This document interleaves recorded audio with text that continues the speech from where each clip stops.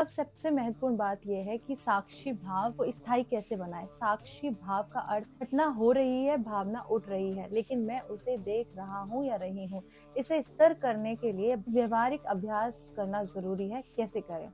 श्वास साक्षी अभ्यास दिन भर 3 बार 2-3 मिनट करें। श्वास अंदर जाए, बस देखे। श्वास बाहर आए, बस देखे। कुछ बदलना नहीं है आपने। धीरे धीरे मन समझेगा मैं श्वास नहीं, मैं देखने वाला हूँ। प्रतिक्रिया से पहले विराम। जब कोई कुछ कहे 5 सेकंड रुके, भीतर पूछे मैं प्रतिक्रिया दे रहा हूँ या रही हूँ, या समझ से उत्तर दे रहा हूँ या रही हूँ। ये छोटा विराम साक्षी को मजबूत करता है, क्योंकि सोच समझ के उत्तर देना समझदारी वाला काम होता है। विचारों को नाम दे। तो मन में विचार आए, ये गुस्सा है, ये डर है, ये अपेक्षा है, बस नाम दे। जैसे आकाश बादल को देखता है। नाम देने से आप विचार से अलग हो जाते हैं। रोजाना आप क्या किस तरह से समर्पण भाव रख सकते हैं? रात को कहे आज जो भी हुआ मैं उसका साक्षी हूँ। हे महादेव मुझे देखने की शक्ति दे। ये धीरे धीरे पहचान बदलता है। शरीर का निरीक्षण कैसे करना है? दिन में एक बार आंखें बंद करें, सिर से पैर तक शरीर को महसूस करें, बस संवेदना देखें। आप समझेंगे संवेदना बदल रही है, पर देखने वाला स्थिर है। साक्षी स्थिर होने का क्या संकेत मिलेगा? भाव आते हैं पर आप उनमें बहते नहीं है। गुस्सा आता है पर पकड़ नहीं पाता। डर उठता है पर आप देख लेते हैं। सबसे गहरी बात यह है कि साक्षी भाव अभ्यास से नहीं, निरंतर सजगता से स्थायी होता है। धीरे धीरे मैं दुखी हूँ बदलकर दुख आ रहा है हो जाता है, और यही शिव अवस्था की शुरुआत है। अक्सर लोग को डर होता है, अगर मैं साक्षी बन गया या गई तो क्या मेरी भावनाएं दब जाएंगी? यही समझ ये है कि साक्षी भाव भावनाएं दबाता नहीं है, उन्हें स्वस्थ बनाता है। दबाना क्या है? दबाना मतलब होता है मुझे गुस्सा नहीं आना चाहिए, मैं दुखी हूँ, भावना को अंदर धकेल देना है। फिर वो कभी ना कभी बाहर तो आएंगी ना। दबी हुई भावना बाद में विस्फोट बनती है। इसीलिए साक्षी क्या करता है, इसको करके देखिए। साक्षी कहता है हाँ गुस्सा है, हाँ दुख है, मैं इसे देख रहा हूँ या रही हूँ। तो ये स्वीकार है, दमन नहीं है। आप स्वीकार कर लो कि ये मेरा गुस्सा है। अंतर समझिए भावना से। भावना को देखना, अंदर जमा होना, धीरे धीरे पिघलना, विस्फोट होना, क्या होता है? अंतर समझिए कितना बड़ा परिवर्तन होता है।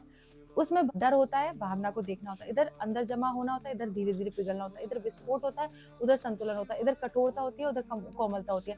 जब साक्षी बढ़ता है, गुस्सा आता है पर कम समय रहता है, दुख आता है पर पहचान नहीं बनता है, प्रतिक्रिया घटती है, करुणा बढ़ती है। भावनाएं गायब नहीं होती है, वे बस शुद्ध हो जाती है।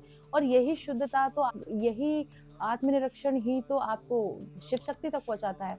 साक्षी भाव का मतलब है मैं भावना नहीं हूँ, भावना मेरे भीतर उठ रही है, क्योंकि आप आत्मा है। और जब पहचान बदलती है, भावनाएं प्राकृतिक रूप से संतुलित हो जाती है। साक्षी बनने के लिए पत्थर नहीं होता, बल्कि और संवेदनशील होता है, पर स्थिर आधार के साथ। यही शिव का मार्ग है, शांति प्लस करुणा। अक्सर लोग सोचते हैं अगर मैं साक्षी बन गई तो प्रेम और भक्ति कम हो जाएगी। ज्यादातर लोग यही सोचते हैं। सच्चाई ठीक इसके उल्टी है, क्योंकि साक्षी भाव से प्रेम कम नहीं, शुद्ध होता है। पहले कैसा प्रेम होता था? अपेक्षा वाला, स्वामित्व वाला, खोने का डर, तुम मेरे हो की भावना। ये प्रेम कम और मोह अधिक होता है, जिसमें जकड़न होती है और दोनों खुश नहीं रह पाते हैं, और कहीं ना कहीं दोनों एक दूसरे की ऊर्जा को गिरा देते हैं। साक्षी भाव आने पर क्या बदलता है? प्रेम में पकड़ कम होती है, अपेक्षा घटती है, स्वीकृति बढ़ती है, स्वतंत्रता रहती है, और किसी भी चीज में जज करना छोड़ देते हैं। अब प्रेम डर से नहीं, पूर्णता से होता है, क्योंकि जहाँ प्रेम होता है वहां भय तो हो ही नहीं सकता है। यदि आप भगवान से प्यार करते हो तो क्या वहां भय? भक्ति क्या है? जब साक्षी भाव आता है, जब दिखावे से मुक्त हो जाता है, प्रार्थना मांगने से समर्पण में बदलती है। भगवान से सौदा नहीं, संबंध बनता है।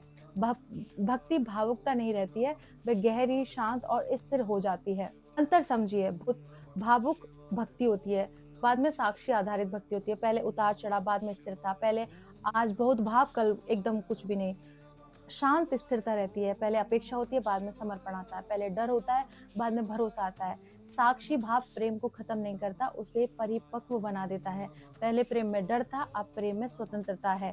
पहले भक्ति मांग थी, अब भक्ति में मिलन है।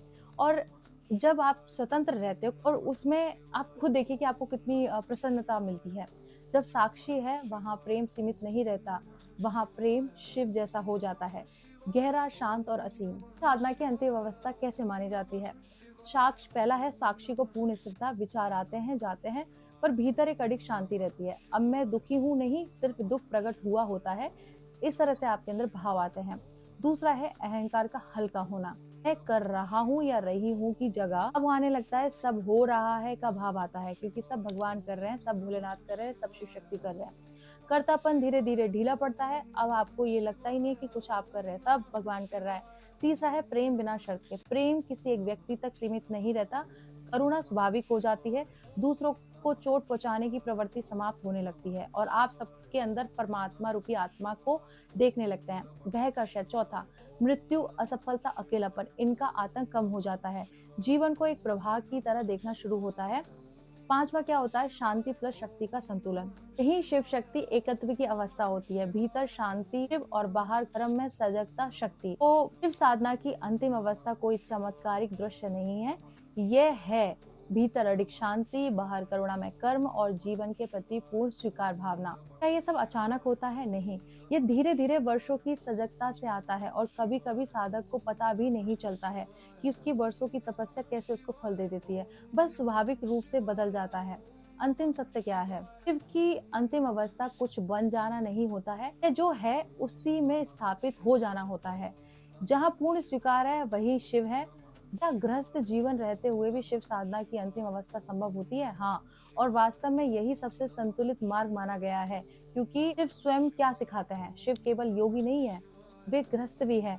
माता पार्वती, गणेश जी, कार्तिक जी, पूरा परिवार है उनका। इसका संकेत है संसार छोड़ना आवश्यक नहीं है, भीतर संतुलन लाना आवश्यक है।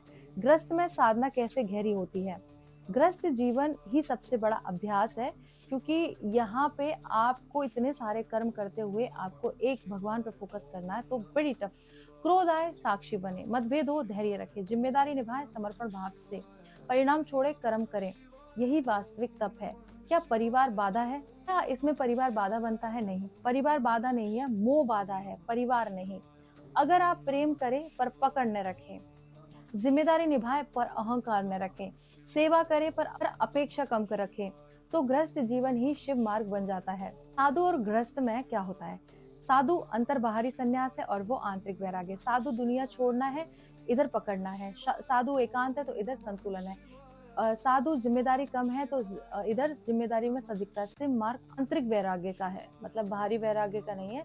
सबसे गहरी बात क्या है? गृहस्थ जीवन में हर संबंध दर्पण है, हर चुनौती अभ्यास है, हर परिस्थिति साधना है। अगर सजगता है तो घर ही कैलाश बन सकता है। सिर्फ साधना भागना नहीं सिखाती है, वह सिखाती है बस संसार में रहो पर संसार तुम में न रहे। यही गृहस्थ शिव साधक की पहचान है। अब समझते हैं गृहस्थ शिव साधक का दैनिक जीवन कैसा दिखता है। ये कोई असाधारण या रहस्यमय जीवन नहीं होता, बल्कि बहुत सामान्य पर भीतर से गहरा होता है। सुबह की शुरुआत शांति से जागते ही 5 से 10 मिनट जप या मौन होता है, ओम नमः शिवाय का स्मरण होता है, दिन को समर्पित करना होता है। वह दिन की शुरुआत भागदौड़ से नहीं संतुलन से करता है कि परिवार और कार्य उसके साधना के रूप में होते हैं। घर का काम सेवा का भाव होता है, नौकरी का कर्तव्य भाव से होता है, मतभेद में प्रतिक्रिया नहीं होती है, विराम होता है। उनको ये लड़ना झगड़ना बिल्कुल पसंद नहीं होता है। आगे की बातें नेक्स्ट वीडियो में करूंगी। ये जानकारी आपको अच्छी लगी है तो मुझे सब्सक्राइब कर लीजिए, शेयर कर दीजिए और मेरे साथ बोलिए ओम नमः पार्वती पते, हर हर महादेव, शिव शंभो।